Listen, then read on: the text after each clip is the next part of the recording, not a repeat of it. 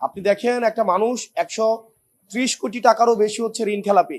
2004-05 130 কোটি টাকারও বেশি ঋণ নিয়ে সে 2026 সালে এসেছে, সে ঋণ পরিশোধ করে নাই। সে বারবার আপনার হাইকোর্টকে ব্যবহার করে নির্বাচনী বৈতরণী পার হওয়ার চেষ্টা করে।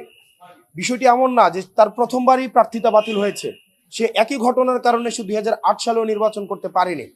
সেই জায়গা থেকে বাংলাদেশের জনগণকে অন্যান্য অনেক আসনে অনেক প্রার্থী বা অনেক প্রতিদ্বন্দ্বী প্রার্থী এই ইস্যুটি সামনে আনতে পারতেন, কিন্তু নিরাপত্তা ইস্যুতে আমাদের যে বিভিন্নভাবে বিভিন্ন এজেন্সির হয়রানির ভয়ে, বা আমিও দেখেছি এটা যখন আমি মামলা করলাম আমার আইনজীবীদেরকে বিভিন্নভাবে ভয়ভীতি দেখানো হয়েছে, আমাকে বিভিন্নভাবে ভয়ভীতি দেখানোর চেষ্টা করেছে, কিন্তু হাসনাত আবদুল্লাহ কখনো কোনো ভয়ভীতির কাছে মাথা নত। যে লড়াইটা ছিল, এই লড়াইটা হচ্ছে এই ব্যাংক ডাকাতরা যারা লক্ষ লক্ষ কোটি টাকা বিদেশে পাচার করেছে, দেশের টাকা মেরে দিয়ে যারা জনগণের সেবা করতে আসে শুধুমাত্র নির্বাচনের সিজনে, তাদের কাছে আজকে একটি স্পষ্ট বার্তা গিয়েছে যে বাংলাদেশের জনগণ এখন জেগে উঠেছে, তারা সচেতন হয়েছে।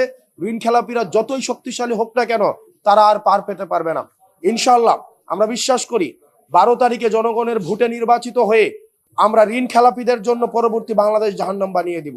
এটা সারা বাংলাদেশের মানুষের বিজয় এবং বাংলাদেশের মানুষের কাছে একটি বার্তা।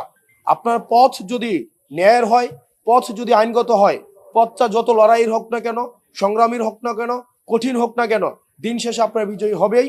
তবে সেক্ষেত্রে আপনাকে ধরে থাকতে হবে।